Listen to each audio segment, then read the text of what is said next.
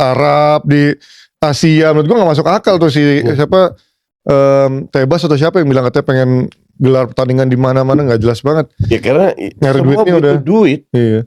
Dan hak siar mereka juga jauh untuk bisa ngikutin Premier League.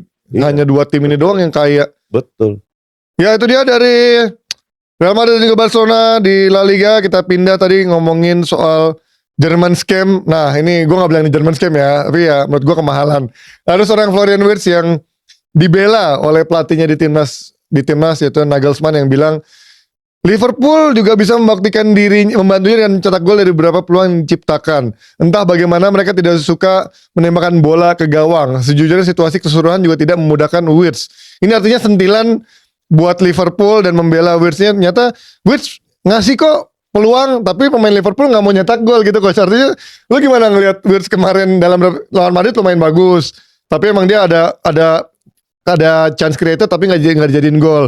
Tapi lawan City benar-benar nol buat peluang shot on target dan lain-lain. Kan nilai satu pemain kan bukan dari 2 pertandingan doang. Ya, tapi dari ya 10 pertandingan ya di musim ini gimana? Iya, Gimana? Kan hancur-hancur kan. Jadi gini, Kemahalan. lu sebagai pelatih timnas kan nggak bisa lu hantam pemain lu sendiri. Ya ngebela sih pasti. Pasti ya. ngebela. Jadi dari bahwa sebenarnya statement yang dikeluarkan Nagelsmann masuk akal juga. Emang Liverpool lagi jelek. Semuanya lagi. Jadi bukan hanya Wirtz saja jelek, yang lain juga jelek. Ya kan? Ya. Jadi untuk gue sih, ya ini sama kayak statementnya Tuchel. Apa ini asal ngomong, asal bunyi, ngerti gak lo? Lu mau ngapain dengan statement kayak begini gitu? Gue ingat kemarin ada beberapa data-data waktu dia masuk ke Inggris gitu ya. Waktu dia baru dibeli sama Liverpool, katanya dia pemain yang bisa manfaatkan kayak dulu Muller gitu ya, manfaatkan dalam kayak Havertz kan gue udah bilang. Space sekecil apapun dia bisa memanfaatkan. Kayak Havertz. Tapi dia nyata jauh dari Havertz aja. Menurut gue Havertz lebih bagus gitu. Karena Havertz lebih lama di IPL. Adaptasinya lebih cepat lah kalau Havertz ya. Ini lebih lama ya. Karena Havertz lebih lama di IPL. Entah ujungnya ya kayak Havertz. Kan gue udah bilang. Iya. Ini gokil sih. 120 juta, 12 juta tapi masih jauh kalau lah. lu berharap dia kasih sering sekali-sekali assist, sekali-sekali gol, oke, bisa. Walaupun sekarang belum ya. Iya, nggak ada 0 gol 0 assist ya. Ya, cuman kedepannya akan kayak begitu. Sekali-sekali assist, sekali-sekali gol. Karena dia bukan goal getter juga. Iya, tapi di Leverkusen lumayan banyak loh golnya sama assistnya. Jadi ya Leverkusen lebih dekat ke gawang itu menurut gue. Bundesliga. Karena mainnya juga kayak Havertz di Leverkusen juga luar biasa kan. Dan dia memilih Liverpool sebagai tujuannya karena dia merasa secara gaya main skemanya lebih cocok. Tapi daripada Madrid gitu kan, nyata nggak lebih cocok gitu so far buat dia kayaknya. Belum, cuman gue nggak tahu dia itu happy nggak di Liverpool. Kan baru main 11 pertandingan masa udah happy nggak happy coach? Maksud gue di kotanya. Oh, secara adaptasinya di sana di Inggris apakah gue 3 minggu di Skandinavia ngelihat matahari cuman 2-3 hari setengah jam, depresif gue man. Ini hujan mulu ya kalau di Inggris ya katanya. Ini hujan mulu, Liverpool nggak bisa ngapa-ngapain, nggak ada apa-apa, kota kecil. Itulah kenapa gue keluarkan julukan ibu kota kabupaten. Ya, kabupaten Inggris Utara. Inggris Utara kan. Ya. Karena lu harus paham si Wirtz, kalau gue nggak tahu apakah ceweknya ikut atau keluarganya, kan nggak tahu kita. Terus dia sendiri agresif juga men. Nih kita satu kayak ada gol 0. Terus XG non penalti 1,3, tendangannya 12, ke gawangnya cuma 3. Umpan matang 0. Bantuan yang diharapkan apa nih? Umpan berhasil 263. Oh itu maksudnya kali yang katanya Nagelsmann, umpannya berhasilnya banyak. Umpan berhasil mah cuma passing sukses ya, enggak. Ya jarak 1 meter ke kiri juga umpan berhasil. Tapi umpan matangnya itu yang 0 sih, parah banget. Dribble sukses cuma 8. Ya artinya untuk pemain yang katanya punya dribbling take on saja cuma 44,4%. Jadi masih jauh lah ini dari harapannya fans Liverpool. Tapi gue setuju sih, kayaknya emang bukan karena Wirtz doang yang jelek, tapi karena banyak main Liverpool dan Wirtz ketarik ke bawah. Bukan dia kalau seandainya Liverpool mendadak bangkit, beruntung menang.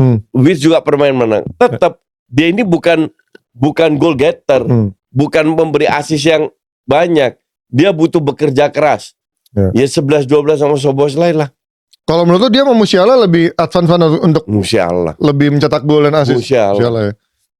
Gila. Musiala itu punya goal instinct.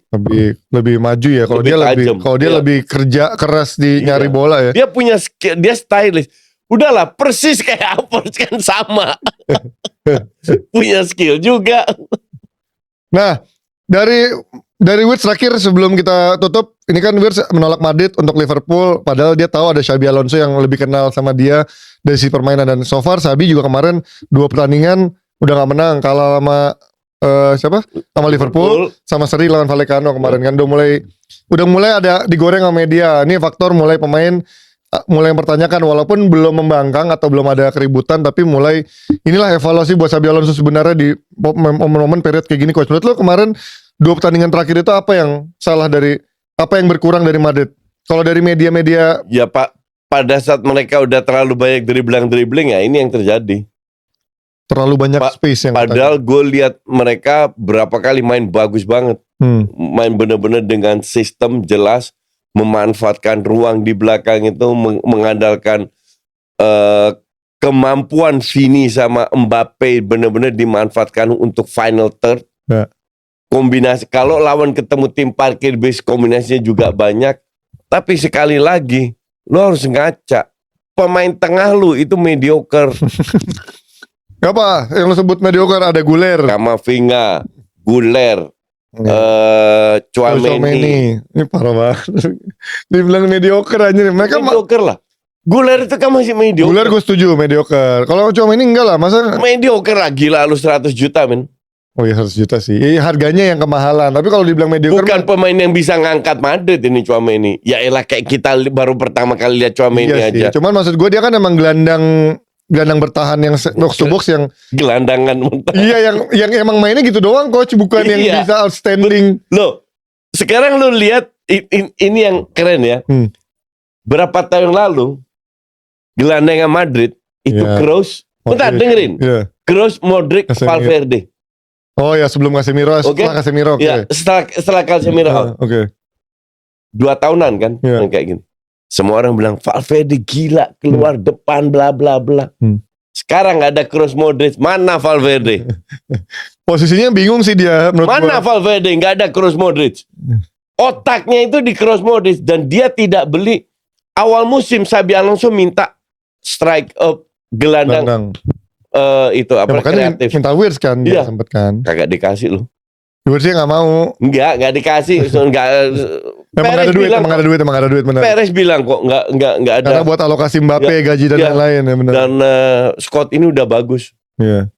Ya udah bagus emang. Kalau lagi on fire, lawannya lagi jelek, bagus. Cuman ya tetap ngaruh. Ujung-ujungnya kalau nggak jalan ya pemain belakang. Gue agak bingung sih, memang kayaknya rotasi yang dilakukan sama si Alonso ini kayak Valverde gitu. Gue di era Alonso gue nggak tahu posisi terbaiknya dia di mana. Kadang bek kanan, kadang di tengah, kadang agak ke depan gitu. Ya walaupun memang dia bisa versatile ya. Iya. Tapi yang paling parah sih emang Guler sih. Guler itu bagus ketika di belakang striker, tapi when it comes dia harus bermain kayak di playmaker seperti ini, hasilnya kayak El Clasico lawan siapa juga. Levelnya masih jauh lah. Guler itu kayak Odegaard dulu di Madrid. Ya kayak gitulah modelnya, masih mentah. Masih mentah. Dia belum balance lah dari sisi nyerang, bertahannya, dan juga dalam sisi decision makingnya. Menurut gue masih mentah dia. Tapi ya ini menurut gue ujiannya di sini buat Alonso di saat momen-momen sulit ini.